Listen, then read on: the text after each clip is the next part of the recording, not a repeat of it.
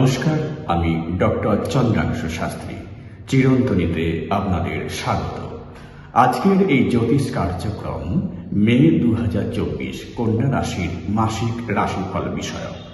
কন্যা রাশির জাতক জাতিকাদের মে মাস স্বাস্থ্য, ব্যবসা, চাকরি, দাম্পত্য ও প্রেম কেমন যাবে সে বিষয়ে আজ আলোচনা করব এবং ভিডিও শেষে বিশেষ প্রতিকারের উল্লেখ করব, যাতে ইতিবাচক ফল বৃদ্ধি পায় এবং নেতিবাচক ফল হ্রাস পায়। আপনার যদি কন্যা রাশি তথা কন্যা লগ্ন হয় তবে এই ভিডিও অত্যন্ত ফলপ্রসূ হবে। যদি আপনার নিশ্চিতভাবে লগ্ন রাশি জানা থাকে তবে লগ্ন রাশি অনুযায়ী ভিডিও দেখবেন। আমি প্রায়ই বলে থাকি, লগ্ন রাশি অনুযায়ী রাশিফল অত্যন্ত উপযোগী। এখন আপনার যদি লগ্ন রাশি জানা না থাকে তবে চন্দ্র রাশি সাপেক্ষে এই ভিডিও দেখতে পারেন।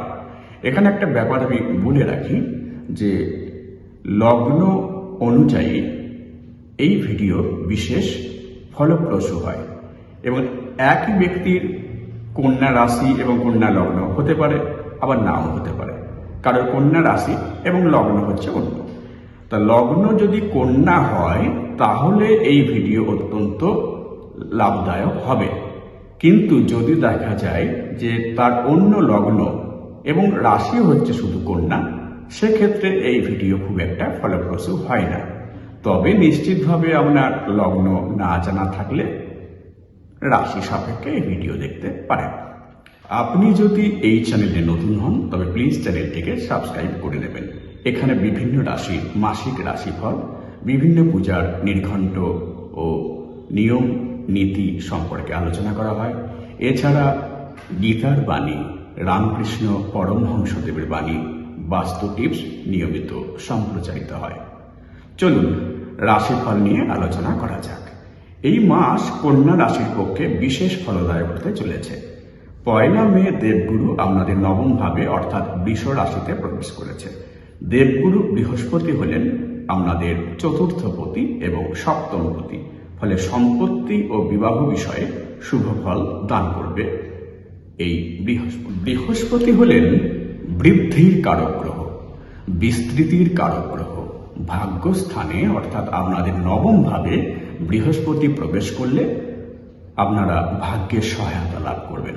বৃহস্পতি আপনাদের ভাগ্যস্থানে প্রবেশ করলে তার পঞ্চম দৃষ্টি পড়বে আপনাদের লগ্ন ভাবে, অর্থাৎ আপনাদের ক্রিয়েটিভিটি বৃদ্ধি পাবে, জীবনে বৃদ্ধি ঘটবে।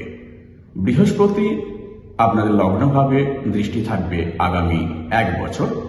লগ্নভাবে দেবগুরুর দৃষ্টি অত্যন্ত পজিটিভ।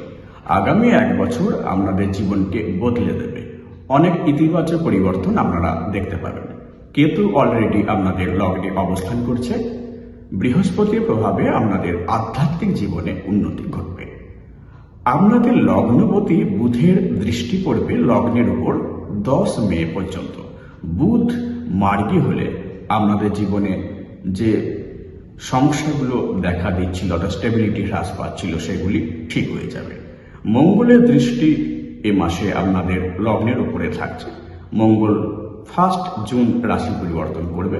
মঙ্গল হলো আপনাদের তৃতীয় পতি, অর্থাৎ সাহস, পরাক্রম সবকিছু দান করবে।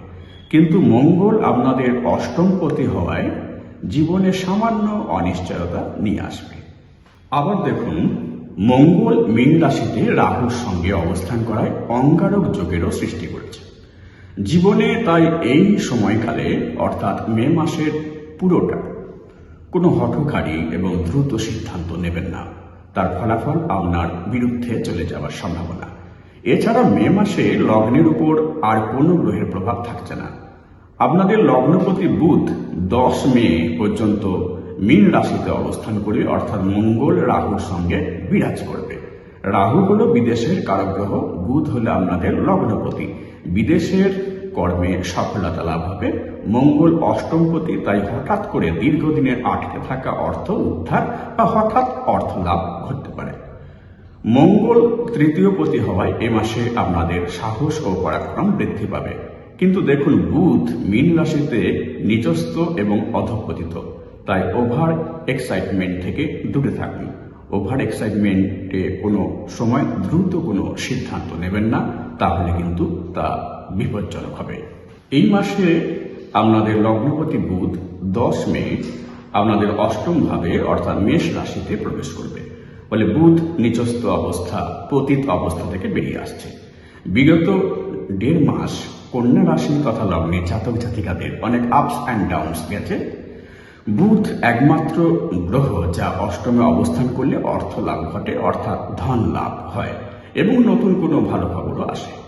বুধ আপনাদের লগ্নপতি, তাই অষ্টম ভাবে বুধের অবস্থানে আপনাদের স্বাস্থ্য হানি ঘটার সম্ভাবনা। স্বাস্থ্য বিষয়ে একটু সচেতন থাকবেন। 10 মের পর থেকে স্বাস্থ্য বিষয়ে সাবধানে থাকবেন, চিকিৎসকের পরামর্শ নেবেন। 14 মে রবি আপনাদের নবম ভাবে প্রবেশ করবে, অর্থাৎ দেবগুরু বৃহস্পতির সঙ্গে সহাবস্থান করবে। কালপুরুষের কুণ্ডলী অনুযায়ী রবি এবং বৃহস্পতি ত্রিকোণের অধিপতি। রবি আপনাদের দ্বাদশপতি, সুতরাং বিদেশ সম্পর্কিত বিষয়ে আগামী 1 মাস আপনারা ভাগ্যবান হবেন। তবে রবির নবম ভাবে প্রবেশে পিতার স্বাস্থ্যহানি ঘটার সম্ভাবনা প্রবল। পিতার স্বাস্থ্য বিষয়ে বিশেষ দৃষ্টি।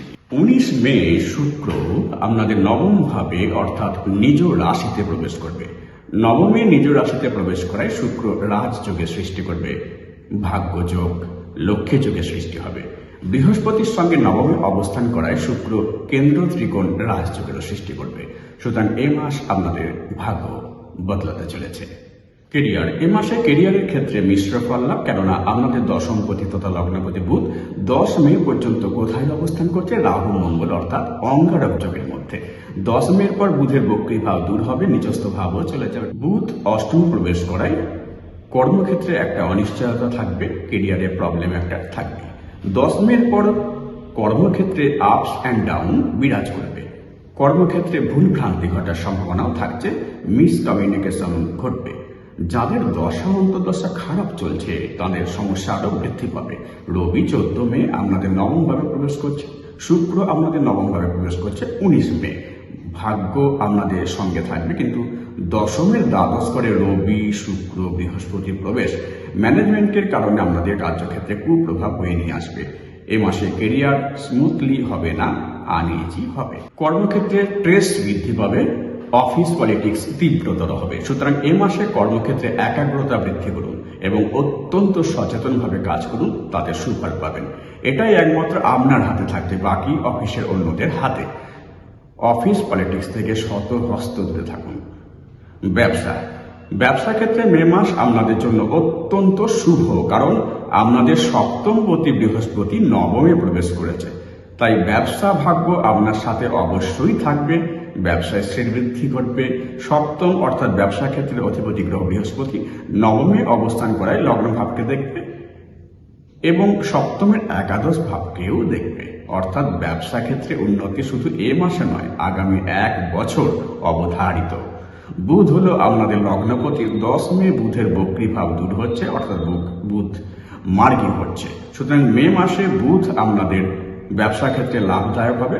রবি হলো আপনাদের দ্বাদশপতি, রবি সপ্তমপতি বৃহস্পতির সঙ্গে নবমে অবস্থান করায় বিদেশে যারা ব্যবসা করছে বা ব্যবসা শুরু করতে চাইছেন তাদের জন্য খুব ভালো সময়। 19 তারিখের পর শুক্র বৃহস্পতির সঙ্গে অবস্থান করলে ধনপতি শুক্রের সঙ্গে সপ্তমপতি দুটিতে প্রচুর অর্থাগম হবে ব্যবসা ক্ষেত্রে মাসের শেষের দিকে। বৃহস্পতি চতুর্থপতি হওয়ায় এ মাসে পারিবারিক ব্যবসায় শ্রীবৃদ্ধি ঘটবে। লাভ অ্যান্ড রিলেশন, মাসের প্রথম দিকে নিউ রিলেশনের যোগ নেই, তবে মাসের শেষ দিকে রয়েছে। মাসের প্রথম দিকে নো কন্ট্যাক্ট সিচুয়েশন, যারা অলরেডি রিলেশনের মধ্যে রয়েছেন। পঞ্চমপতি শনি ষষ্ঠে অবস্থান করায় ঝগড়াঝাঁটি দেখা দেবে। রোমান্সের কারগ্রহ শুক্র 19 তারিখ পর্যন্ত অষ্টমে থাকবে, তারপর রিলেশনের ক্ষেত্রে শুভ হবে, কেননা যখন শুক্র বৃষ রাশিতে প্রবেশ করবে অর্থাৎ আপনাদের 9th হাউসে প্রবেশ করবে, তখন থেকে অবস্থার উন্নতি ঘটবে। ম্যারেজ লাইফ, সপ্তমে মঙ্গল অর্থাৎ মঙ্গল দোষ সৃষ্টি হয়েছে, তার সঙ্গে রাহুর অবস্থানে অঙ্গারক যোগের সৃষ্টি হয়েছে। এই অঙ্গারক যোগ আরো প্রবল হয়ে উঠবে, কারণ বুধ 10 মে সপ্তম ঘর ত্যাগ করে অষ্টম ভাবে প্রবেশ করবে। তারপর অঙ্গারক যোগ দাম্পত্য জীবনে প্রবল সমস্যা নিয়ে আসবে, দাম্পত্য জীবনে ক্রোধের পরিমাণও বৃদ্ধি পাবে। মহিলা হলে তার স্বামী এবং পুরুষ হলে তার স্ত্রীর শারীরিক ও মানসিক স্বাস্থ্য বিষয়ে একটু সচেতন থাকবেন। বিশ্বাস অবিশ্বাসের দোলাচল থাকবে এ মাসের দাম্পত্য জীবনে। স্বাস্থ্য 10 মের পর বুধ অষ্টমে প্রবেশ করলে স্বাস্থ্য বিষয়ে সচেতন থাকবেন।